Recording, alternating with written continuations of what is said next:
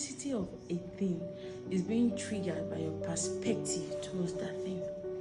Hi everyone, I'm Peace Roland. I welcome you to today's episode on the Peaceful Marriage. If you have not yet subscribed to my channel, kindly do so. Tell someone to tell someone about the Peaceful Marriage TV, and you will be glad you did. Today, briefly, I'd like us to discuss on how to build a peaceful marriage. How to build a peaceful marriage. The word how is a question that needs to be answered. Briefly, number one, you must acknowledge God as the builder. The struggle in marriage today is because many people are trying to make themselves the builder of marriage. Marriage is not meant to favor you or your husband. It is meant to favor God's purpose towards your marriage. And if God is a builder of your marriage, that means you are depending totally on Him, on every step, on every action. Making God the builder means that you are doing everything in that marriage to please Him. So that means sometimes your husband or your wife might upset you. So if God is a builder, you will always go back to Him for the way forward. Number two, interdepend on each other. Culturally, they will tell you that man is the head. Contemporarily, they will tell you that a woman does not need a man. But a kingdom marriage is a marriage that needs both of us.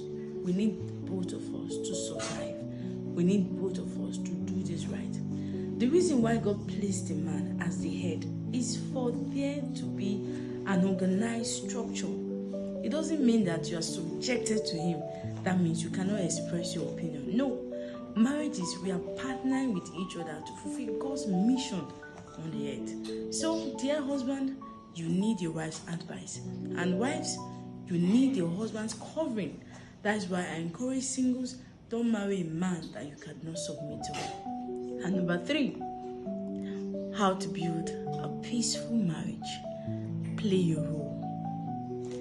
People are shifting blame, but the Bible made it so clear that husband, love your wife as Christ loved the church and gave himself. Do you know what that means? That means you are the chief servant. Suffice me to say that, but it's the truth. You are the one to lead, not to command. Marriage is not for authoritative form of government. It's a place where you bring out the beauty in your wife. So when the Bible says you should love your wife, it doesn't mean you should subject her to your authority. She can't say anything. She can't do anything. No. It means you should lead her as the owner of the vision, trying to fulfill God's purpose for your marriage.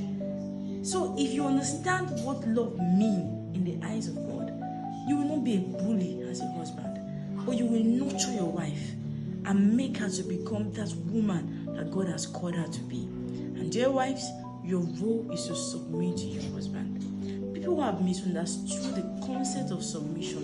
It doesn't mean that you are just like a slave. Submission is power under control. Submission is that I can sit down, but I decide to obey you. Two people cannot drive a vehicle. So the word submission means I am obeying God, therefore I'm obeying you. And that is why if you have not yet submitted yourself to God, you can't submit to your husband. And you are submitting to your husband because of God. Have you ever seen two people driving a car? They will end in a ditch. It's for direction. So if I play my role as a husband and you play your role as a wife,